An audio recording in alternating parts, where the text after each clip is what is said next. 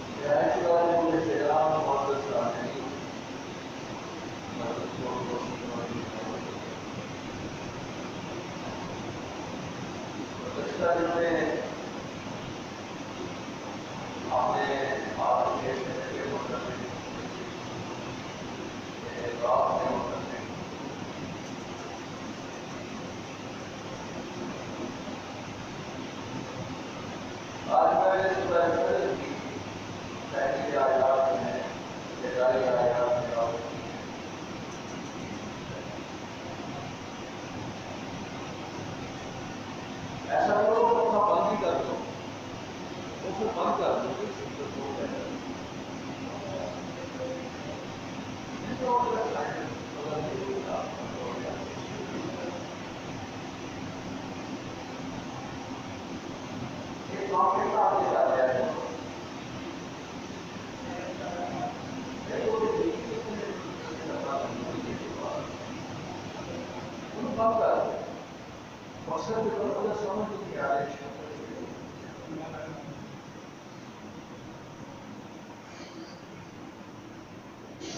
یہاں پر اللہ تعالیٰ نے 5 قسمیں اٹھائیں فرمایا والفجر فجر کی قسم ہے صبح کی قسم ولیال عشر اور 10 راتوں کی قسم والشفع والوتر جفتگی کی قسم اور تاب کی قسم واللیل اذا یسر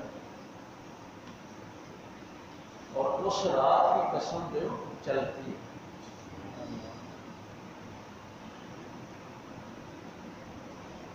یہاں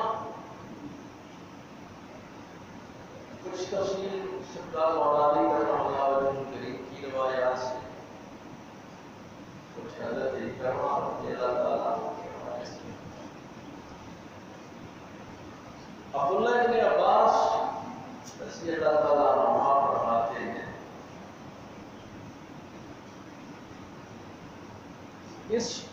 یہ جو والفجر ہے اس سے مراد محرم کی پہلی رات ہے پہلی صبح ہے ایک روایت میں ہے کہ اس سے مراد ذی الحج کی صبح ہے اور ایک یہ ہے کہ ہر صبح جو طلوع ہوتی ہے اللہ تعالیٰ نے اس کی قسم اٹھائی یہ 3 چیزیں ملتی ہیں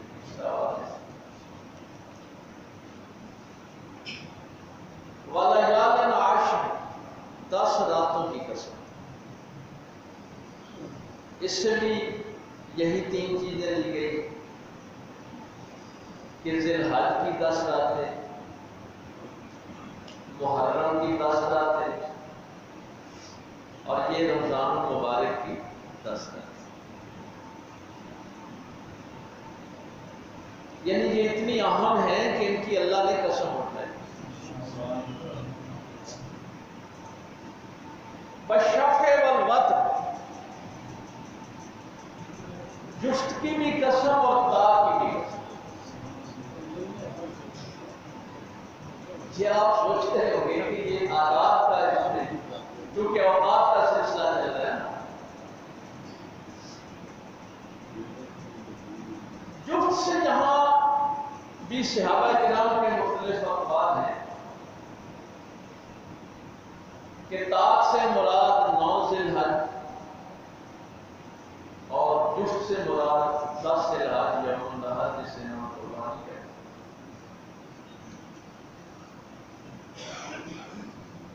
ہیں۔ لیکن عبداللہ ابن عباس رضی اللہ تعالیٰ عنہ فرماتے ہیں کہ جفت سے مراد مخلوق ہے اور طاق سے مراد خالق ہے۔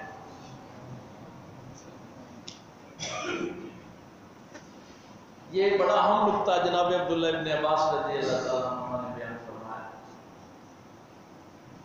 کہ جفت جو ہے اس سے مراد مخلوق ہے اور طاق سے مراد خالق ہے۔ یہ بڑی کمال کی بات ہے، کیونکہ فلسفے والے اس پہ بڑی مشگافیاں کرتے تھے اور کچھ نظریات یہ آ گئے تھے کہ ہر چیز ایک ہی ہے۔ تو جناب عبداللہ ابن عباس فرماتے ہیں کہ جہاں جفت کا لفظ، جوڑے کا لفظ آتا ہے، وہاں مراد مخلوق ہوتی ہے، اس لیے کہ اللہ تعالیٰ نے قرآن میں یہ ارشاد فرمایا ہے کہ ہم نے ہر چیز کا جوڑا پیدا کیا۔ مخلوق جتنی بھی ہے وہ طاق میں نہیں، وہ جفت میں ہے۔ ایون کہ آپ حیران ہوں گے کہ یہ جو میرے پاس ایمان ہے نا، یہ ایمان بھی طاق نہیں ہے، اس کے ساتھ بھی کفر و ایمان آتا ہے۔ ایمان اور کفر کا جوڑا ہے، جن و انس کا جوڑا ہے، دن اور رات جوڑا ہے، شقاوت و سعادت جوڑا ہے۔ تو خدائے ذوالجلال نے مخلوق جو پیدا کی ہے وہ جفت میں پیدا کی ہے۔ اللہ وتر و یحب وتر، اللہ طاق ہے اور طاق چیزوں کو پسند کرتا ہے۔ نمازیں 5 ہیں نا، 2 جوڑے بنائیں گے تو ایک بچ جائے گا، توحید بچ جائے گی۔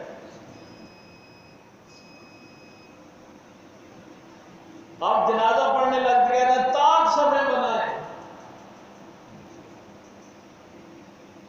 سجدے میں جاتے کہتے ہیں تسبیحات 3 پڑھیں، 11 دفعہ درود شریف پڑھیں۔ تو خدائے ذوالجلال خود طاق ہے اور طاق کو پسند فرماتا ہے۔ مخلوق جوڑا جوڑا ہے، مخلوق طاق نہیں۔ تو فرمایا یہ سورہ فجر میں جو اللہ نے قسم اٹھائی، والشفع والوتر، اللہ نے فرمایا مجھے جفت کی بھی قسم اور طاق کی بھی قسم۔ واللیل اذا یسر، اس رات کی قسم جو چلتی ہے۔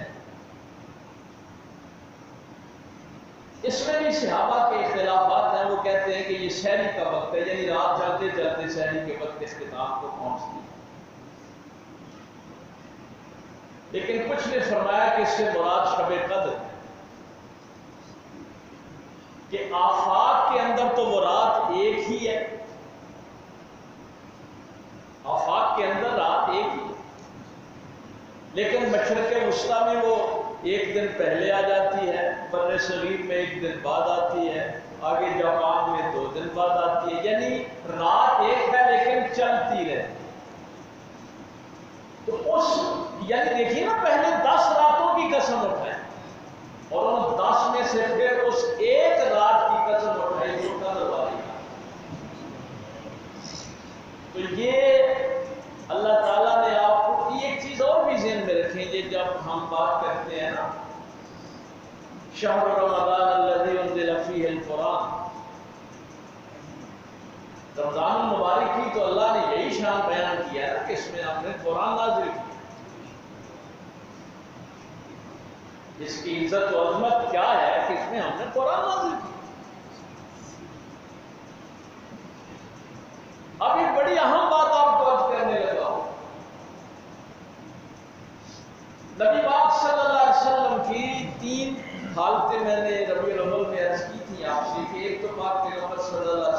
حکمت ہے کہ آپ کو پیدا کر دیا گیا، تمام مخلوقات سے پہلے پیدا کیا گیا۔ ایک آپ کی ولادت ہے کہ اس دنیا میں آپ کا تشریف لائے، ولادت آپ مناتے ہیں، اور تیسری چیز ہے آپ کی بعثت، اعلان نبوت آپ نے کب فرمایا۔ تو جب ہم اس حوالے سے اس مہینے کو دیکھتے ہیں تو یہ مہینہ بھی اصل میں میلاد مصطفیٰ کا بنتا ہے، چونکہ حضور نے بعثت کا اعلان اس مہینے سے، میرے پاک پیغمبر کی بعثت کا اعلان جو ہے وہ اس مہینے۔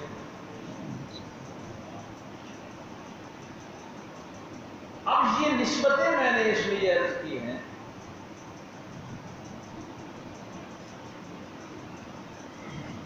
کہ پتہ نہیں ہم پچھلے دنوں میں ان طاق راتوں میں، ان 10 راتوں میں کتنا استفادہ کر سکے، توبہ کر سکے، اللہ سے معافی مانگ سکے، یا دوسرے مہینوں کی طرح یہ مہینہ بھی گزر گیا، وقت تو گزر جائے گا۔ قرآن کریم کی یہ آیت ضرور سنیں، وَلَيْسَتِ التَّوْبَةُ لِلَّذِينَ يَعْمَلُونَ السَّيِّئَاتِ حَتَّى إِذَا حَضَرَ الْمَوْتُ۔ میرا اللہ فرماتا ہے اس شخص کی توبہ قبول نہیں ہوتی جو موت کا انتظار کرتا ہے، جو کہتا ہے نا کہ ابھی بڑا وقت ہے، موت قریب آئے گی، بڑھاپا آئے گا تو توبہ کر لیں، معافی مانگ لیں۔ جب قرآن سنا رہا ہوں آپ کو، اللہ فرماتا ہے اس کی توبہ قبول نہیں۔ قال انی تبت الآن وأنا الذین اولئک اعتدنا لهم عذابا ألیما۔ میرے پاس جو پراپرٹی ہے، جو دولت ہے میرے پاس، وہ میرا سانس ہے، یہ اس وقت چل رہا ہے۔ جب سکرات موت طاری ہو جاتی، موت کو انسان آنکھوں کے سامنے دیکھ لیتا ہے، پھر توبہ کا دروازہ بند ہو جاتا ہے۔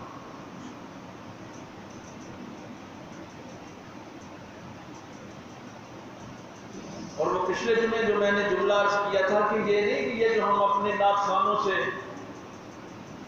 وہ توبہ توبہ اور ہم اوپر پیسے پھینکنے شروع کر دیتے ہیں، قوال نے کہا تو یہ توبہ نہیں ہے۔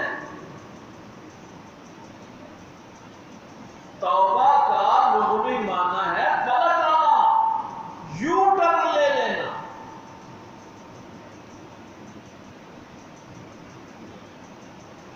ہمارے معاشرے کی پرابلم اصل میں یہ ہے، ہماری مصیبت یہ ہے کہ ہم زبان سے توبہ کرنا چاہتے ہیں اور اپنے برے اعمال چھوڑنا نہیں۔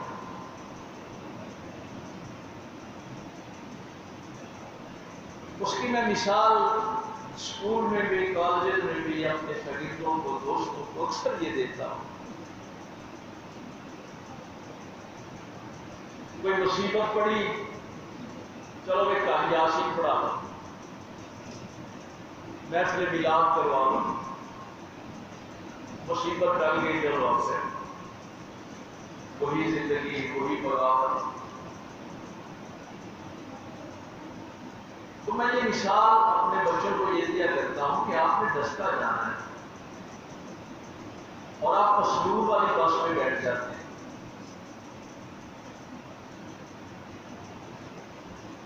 راستے میں کچھ دور جا کے اگلے گاؤں موسیٰ پور کے قریب آپ کو بتاتا ہے کہ یہ تو دستے کو نہیں جاتی بس، یہ تو مسلوب میں جا رہے ہیں۔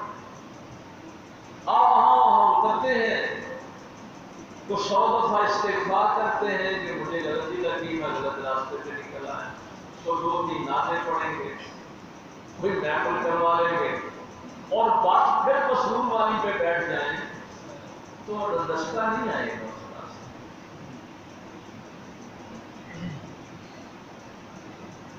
اس کا مطلب ہے برائی کی طرف پیچھ کر لینا، اپنا رخ جو ہے وہ اللہ رسول کی طرف کر لینا. اور اگر آپ کا رخ برائیوں ہی کی طرف ہے تو پھر رمضان بھی ایسے ہی گزرتا ہے جیسے دوسرے مہینے گزرتے. اور اتنی بڑی اللہ نے جو نعمت دی تھی اس سے ہم کوئی استفادہ نہ کر سکتے، کوئی فائدہ حاصل نہ کر سکتے.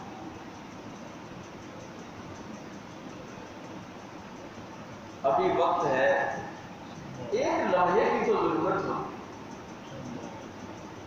کوئی زیادہ وقت کی ضرورت نہیں ہے. ایک مثلا دیکھیے، میں بڑا حیران ہوتا جب اللہ فرماتا ہے نا فَتَلَقَّىٰ آدَمُ مِن رَبِّهِ كَلِمَاتٍ، پتا ہے آدم نے اللہ سے کچھ لفظ سیکھے توبہ کرنے کے لیے. یہ پہلے پارے کیا ہے. آدم علیہ السلام نے اللہ تعالیٰ سے کچھ کلمات سیکھ لیے اور ان کی توبہ قبول ہو گئی. اب جب اللہ نے آدم کی توبہ قبول کرنی تھی تو لفظ خود سکھائے نا.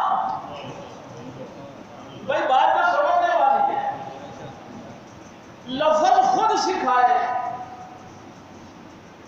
کہ یہ دعا میرے سامنے مانگ، میں تیری توبہ کو قبول کروں. کیوں؟ خود کیوں سکھائے؟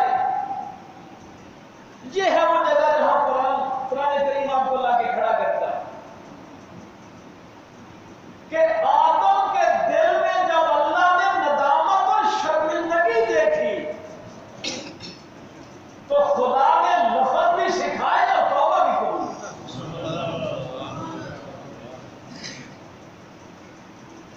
یہی کہا تھا نا اس ندامت اور شرمندگی میں، مولا مجھے تو توبہ کا سلیقہ بھی نہیں آتا،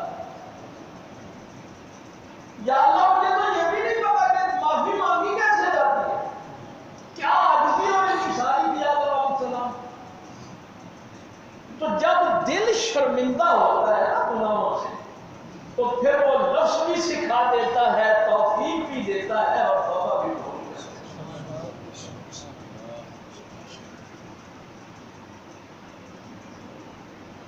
بڑا پیارا وقت. مثلا فرمایا کہ مسافر کی دعا قبول ہوتی،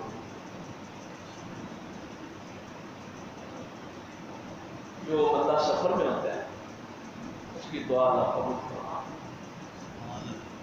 پھر فرمایا مظلوم کی دعا سے بچا، مظلوم کی دعا میں بھی راستے میں کوئی رکاوٹ نہیں.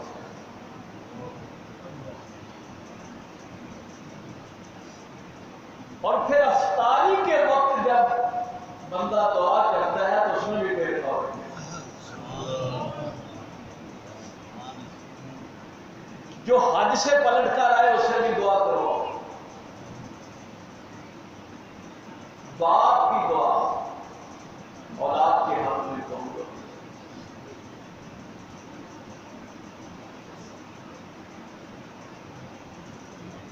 اور ایک بڑی اہم بات، فرمایا جب تیرا بھائی موجود نہ ہو، اس کی غیر موجودگی میں جب تو دعا کرتا ہے تو وہ جو کہ اخلاص سے ہوتی ہے تو بھی اللہ کو. اور فرشتے اس وقت یہ دعا کرتے ہیں یا اللہ یہ فلاں بندے کی غیر موجودگی میں اس کی خیر کی دعا مانگ رہا ہے، اس کو وہ کچھ دے دے جو دو لوگوں کے لیے مانگ رہا ہے، اس کو وہ بھی دے دے. لیکن فرمایا قطع رحمی کی دعا قبول نہیں. رشتہ داروں سے تعلق توڑنے کے اگر دعا مانگیں گے نا وہ قبول نہیں.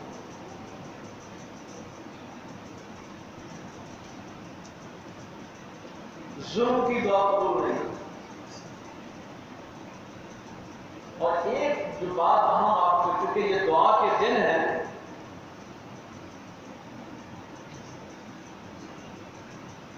فرمایا اس بندے نے کام پہی ہوئے نا چھیتی چھیتی دعا وہ بھی نہ دعا،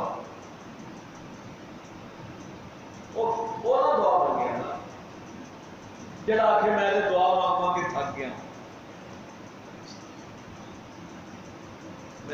پیغمبر صلی اللہ علیہ وسلم فرماتے ہیں اللہ سے جب دعا مانگو تو اس یقین سے مانگو کہ میں نے اب لے کے ہی اٹھنا ہے، میں نے خالی نہیں کرنا۔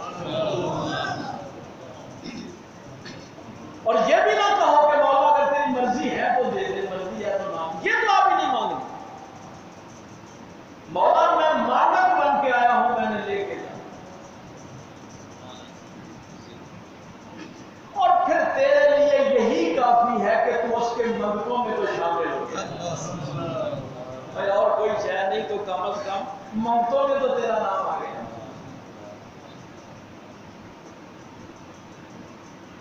چونکہ بندہ بڑا تھوڑ دل ہے، جلد باز ہے، وہ کہتا ہے میں نے تو اللہ سے موٹر سائیکل مانگی تھی مجھے ملی۔ اللہ فرماتا ہے مجھے پتا ہے کہ موٹر سائیکل تیرے لیے ٹھیک نہیں تھی، میں نے کوئی تیری مصیبت ڈال دی ہے، تجھے پتا نہیں، تیرے اوپر کوئی مصیبت آ رہی تھی، موٹر سائیکل تو میں نے نہیں دی جو تو نے مانگی تھی، لیکن اس کے عوض میں تیری مصیبت آ رہی، لیکن یہ اس کے لیے ہے جو یقین کے ساتھ بیٹھنا کہ میں نے لے کے اٹھنا۔ تو نے کہا تھا یا اللہ مجھے اس بیماری سے شفا دے دے، سادہ تجھے بیماری سے شفا نہیں ملی، لیکن تجھے کوئی اور نعمت عطا کر دی۔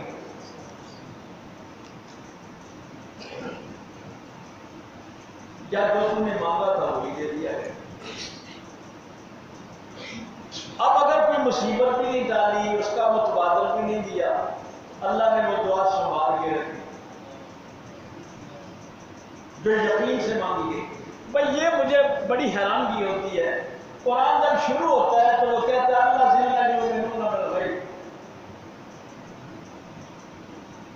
فضل المتقین۔ یہ قرآن ان لوگوں کو ہدایت دے رہا ہے جو غیب پہ کھڑے ہیں، ایمان لے آئے، نماز قائم کرتے ہیں، اللہ کے دیے ہوئے میں سے مما رزقناہم ينفقون خرچ کرتے۔ بھائی میرے پاس اگر پیسے نہیں ہیں آپ کو دینے کے لیے تو یہ تو علم مولا نے مجھے دیا، یہ میں آپ کو دے رہا ہوں۔ اللہ نے جو جو کچھ بھی آپ کو دیا ہے، مثلا ایک ڈاکٹر وہ اگر 2 مریض مفت دیکھ لیتا ہے تو وہ بھی اپنے رزق میں سے خرچ کر رہا ہے۔ اگر کوئی وکیل ایک آدھ مقدمہ کسی غریب کا مفت لڑ لیتا ہے تو وہ بھی اپنے دیوں میں سے خرچ کر رہا ہے۔ جو کچھ اللہ نے آپ کو دیا ہے اس میں سے خرچ کر رہے ہیں۔ انہوں بما انزل الیک وما انزل من قبلک، اس کتاب پر بھی ایمان لاتے ہیں اور اس سے پہلی کتابوں پر بھی ایمان لاتے ہیں۔ ذرا تسلسل دیکھیں، غیب اللہ پر ایمان لاتے ہیں، قبر پر ایمان، پہلے نبیوں پر ایمان، کتابوں پر ایمان، سب ایمان۔ لیکن کیا جملہ اس آیت کا اختتام، وَبِالْآخِرَةِ هُمْ يُوقِنُونَ۔ اگر کسی کا دھیان ادھر ادھر ہے تو اس جملے پہ آ جائے، وَبِالْآخِرَةِ هُمْ يُوقِنُونَ۔ اللہ پر ایمان لاتا ہے لیکن آخرت پر یقین رکھتا ہے۔ آخرت کے لیے ایمان کا لفظ قرآن نے استعمال نہیں کیا، یعنی ہدایت اسے ملنی ہے جس کا آخرت پر یقین ہے کہ میں نے مرنا ہے اور اس زندگی کا حساب دینا۔ یعنی باقی ساری چیزوں کے لیے ایمان کا لفظ استعمال کیا، اور جب آخرت کی بات آئی تو یقین کا لفظ استعمال۔ چوری وہی کرے گا جس کا آخرت پہ یقین نہیں، جس کا آخرت پہ یقین ہے وہ چور اور ڈاکو نہیں ہو سکتا۔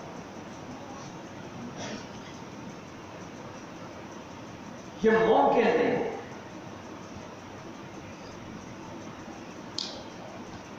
یہ باتیں ان لوگوں کی دعائیں جو میں نے عرض کیا قبول ہوتی ہیں، یقین کے ساتھ دعا کریں۔ اب جب وہ امانت والی دعا جو مانگا کبھی وہ دے دیا، کبھی کوئی جو ہماری مصیبتیں ڈلتی ہیں ان کا تو ہمیں پتہ ہی نہیں ہوتا، اس لیے ہم کہتے ہیں شاید دعا قبول نہیں۔ جو اضافی نعمتیں مل جاتی ہیں بغیر محنت کے، اس کا ہمیں پتہ ہی نہیں ہوتا. اور پھر وہ دعائیں جو امانت کے طور پہ سنبھال کے رکھی، جب کل قیامت کے دن اللہ ان کا اجر دے گا تو میری بات پیغمبر صلی اللہ علیہ وسلم فرماتے ہیں اس وقت پھر بندہ یہ کہے گا کہ کاش دنیا میں میری کوئی دعا قبول نہ ہو. اس لیے جب یقین کے ساتھ بیٹھ جاتے ہیں پھر شک نہ ہو کہ میں نے اللہ سے مانگا اور مجھے ملا نہیں. یقین کے ساتھ میرے آقا فرماتے ہیں کوئی بندہ، اور پھر یہ نہیں کہ ایسے ہی امت کو بتا دیا. ہم تو اس حالت کو سمجھ ہی نہیں سکے، ہم نہیں سمجھ سکے اس حالت. یہ جو امانت والی دعا ہے، کس وقت یہ جملہ ذہن میں آیا؟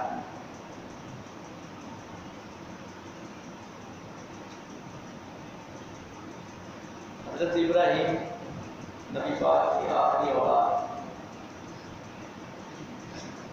دنیا سے جانے لگے.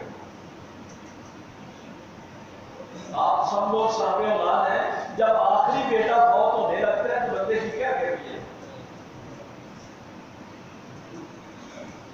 بندہ گھر بیچ دیتا ہے، بندہ ہر شہر تباہ کر دیتا ہے، آخری بچہ ہے بچ جائے.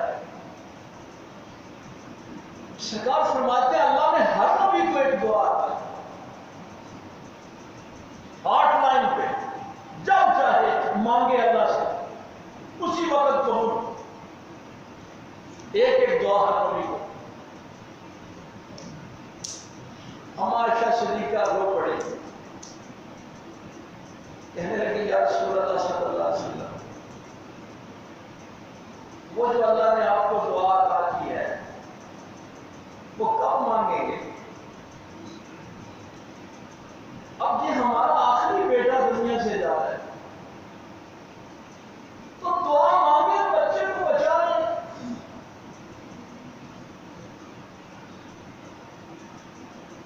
میرے آقا بڑا روئے. عبداللہ بن عباس فرماتے ہیں میں نے بھی آگے بڑھ کے پوچھا تھا یا رسول اللہ آپ بھی رو رہے ہیں؟ فرمایا میرا بیٹا ہے، دل کو بھی ہے، جدائی میں رو رہا ہوں. یا رسول اللہ آپ کے پاس دعا ہے نا، دعا کریں بچے کو بچا دیں. ہر نبی نے اپنے اپنے موقع پر اس دعا کو استعمال کر دیا، آپ کیوں نہیں کرتے؟ فرمایا میں نے قیامت کے دن اپنی امت کے لیے سوال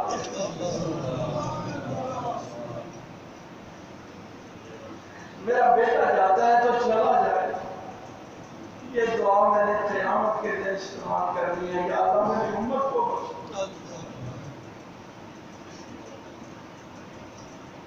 یہ امانت والی دعا کوئی چھوٹی نہیں ہوتی.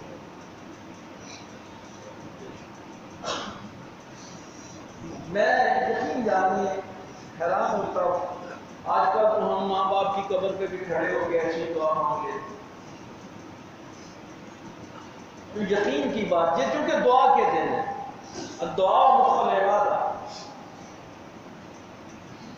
عبادت کا مقصد ہے. ایک صحابی نے پوچھا تھا یا رسول اللہ صلی اللہ علیہ وسلم اللہ سے کیا مانگتے؟ فرمایا عافیت مانگا کرو.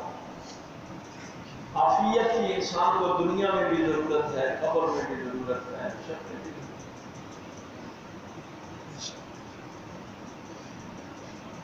مولا علی بھاگے ہوئے آئے، فاطمہ بنت اسد آپ کی والدہ رضی اللہ تعالیٰ، ان کا وصال ہو گیا.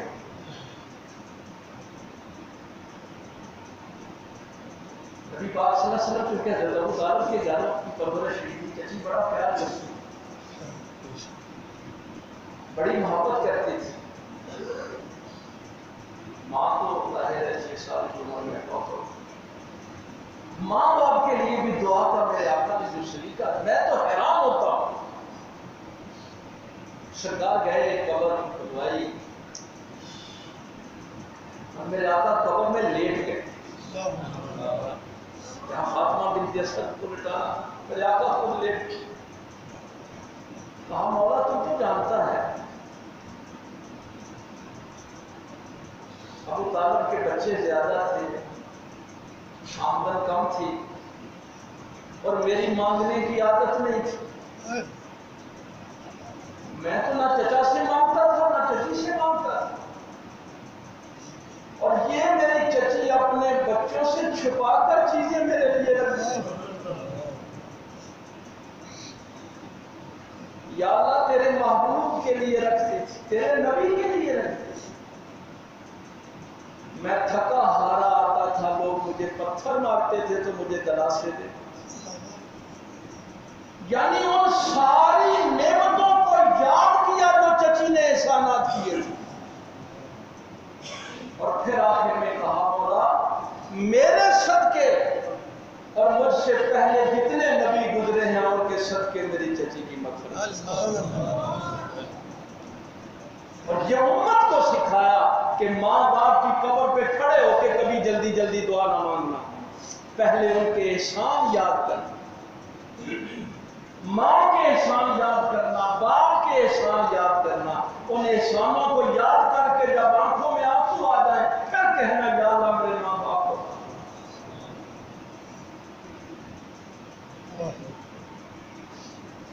درود پاک اگر پڑھتے رہیں گے، جو دعائیں کرنے کا نہیں بھی یاد رہتا اللہ وہ بھی قبول کر دیتا۔ یہ میرے پاک پیغمبر صلی اللہ علیہ وسلم امت سے پیار ہے، امت سے محبت۔ صدقہ فطر کیونکہ وقت ہو گیا ہے، روزے معلق رہتے ہیں بھائی، زمین و آسمان کے درمیان لٹکے رہتے ہیں، قبول نہیں ہوتے جب تک صدقہ فطر ادا نہیں۔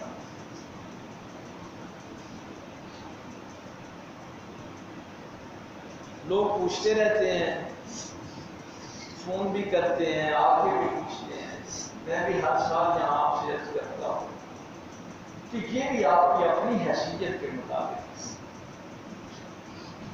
اس دور میں گندم جو تھی وہ سب سے قیمتی جنس تھی۔ نبی پاک صلی اللہ علیہ وسلم نے اپنے روزوں کی کشمش میں بھی فطرانہ دیا ہے، کھجوروں میں بھی دیا ہے، ستوں جووں میں بھی دیا ہے۔ اگر اللہ نے اگر آپ عید کی شام اپنے بچوں کے لیے 50,000 کرتے ہیں تو فطرانہ 100 روپیہ لانا دیں۔ کیا یہ میرا اللہ سے تعلق ہے کہ میں اپنے گھر میں بچوں کے لیے کپڑے وغیرہ تو 50,000 کے خریدوں اور فطرانے کی باری ہے تو کہوں 100 روپیہ؟ اور بھائی 100 تو کسی غریب آدمی کے لیے ہے نا، جس کی آمدن بہت تھوڑی، جن کو اللہ نے توفیق دی ہے، وہ 4 سیر کھجوروں کا حساب کریں، 4 سیر کشمش کا، میوے کا حساب کریں، اور خوشی کے ساتھ سب سے پہلے اپنے اقربا، کیونکہ قرآن شروع یہاں سے ہے، ذوی القربیٰ وآتی المال علی حبہ، اس کی محبت میں، اللہ کی محبت میں اپنے قریبیوں میں دیکھو، والیتامیٰ، یتیموں کو دیکھو، مسکینوں کو دیکھو، اپنے ہمسایوں کو دیکھو۔ عید والے دن کوئی احساس کمتری کا شکار نہ ہو، کوئی یتیم یہ نہ سمجھے کہ میرے ہمسائے میں بچوں کے پاس زیادہ سہولتیں ہیں، میرے پاس کم۔ کوشش ہو سکے تو اگر قریب کوئی رشتہ داروں میں یتیم ہے تو اس کے کپڑے اپنے بچوں کے ساتھ خریدیں، اس کو کھانا اپنے ساتھ کھلائیں۔ وہ ایک میں یتیم آپ کے ساتھ نماز عید پڑھنے کے لیے جائے۔ صدقہ فطر چونکہ جس نے لینا ہے اس نے بھی دینا ہے، یہ اتنا عام ہے۔ جس کو آپ نے صدقہ فطر دینا ہے نا، اس نے بھی آگے دینا ہے، یہ اتنا اہم ہے صدقہ فطر۔ یہ روزے کی زکوٰۃ ہے، تو یہ عبادت خالصتاً اللہ کے لیے تھی، لیکن اس کا اختتام میرے اللہ نے پھر مخلوق کے ساتھ کیا۔ اگر وہ آیت پھر یاد آ جائے، والشفع والوتر، اللہ نے فرمایا مجھے مخلوق کی بھی قسم اور خالق کی بھی قسم، جفت کی بھی قسم، پاک کی بھی قسم۔ اللہ نے اس عبادت کے ساتھ بھی پھر جوڑا ہے آپ مخلوق کے ساتھ۔ ریاکاری اللہ کو پسند ہے، تکبر اللہ کو پسند ہے۔ میرے پاس اب وقت نہیں، لیکن جاتے جاتے جو سن لیں، حتی یلج الجمل فی سم الخیاط، 8واں پارہ، سوئی کے ناکے میں سے اونٹ کا گزرنا، سوئی کے نکے جو اونٹ، میرا اللہ فرماتا ہے محال ہے نا، یہ مشکل لگتا ہے، محال ہے، لیکن میرا اللہ فرماتا ہے یہ بھی فرض کر لیا جائے کہ اگر یہ بھی محال کام ہو جائے، لیکن یہ نہیں ہو سکتا کہ کوئی متکبر جنت میں چلا جائے۔ یعنی سوئی کے ناکے میں سے محال کام فرض کیا جا سکتا ہے، لیکن کسی متکبر کا جنت میں جانا یہ ممکن نہیں۔ کوئی اپنی دولت پہ تکبر کرے، اپنے خاندان پہ تکبر کرے، کوئی اپنے علم پہ تکبر کرے، کوئی تقوی پہ تکبر کرے، نہیں، یہ اللہ کو پسند نہیں۔ کبریائی صرف میرے اللہ کی صفت، اللہ اکبر، اللہ ہی بڑا، مخلوق بڑی نہیں، خاکساری ہے۔ خاکسار کو کبریائی اچھی نہیں لگتی، کبریائی صرف اللہ کو دے، خالق کو زیب دے۔ اس لیے عید والا دن بھی تکبر میں نہ، اگر 30 روزے ہوئے تو پھر انشاءاللہ جمعۃ الوداع آخر ہو جائے گا، اگر 29 ہوئے تو یہ میں نے اس دن بھی عرض کیا تھا کہ 10 لاکھ مسلمانوں کی ہر روز افطاری کے وقت جہنم سے آزادی ہوتی ہے، 10 لاکھ لوگ، اور پھر جتنے پورے ہفتے میں ہوتے ہیں اتنے جمعے والے دن، اور جتنے پورے پچھلے دنوں میں ہوئے ہیں وہ سارے جمعۃ الوداع والے دن، اور پھر عید والے دن جو ہم ضائع کر دیتے ہیں، وہ بڑا اہم دن ہوتا ہے۔ نبی پاک صلی اللہ علیہ وسلم فرماتے ہیں اللہ مزدوروں کو مزدوری دے رہا ہوں، عید والی رات بھی ضائع، اللہ تعالیٰ کی توفیق۔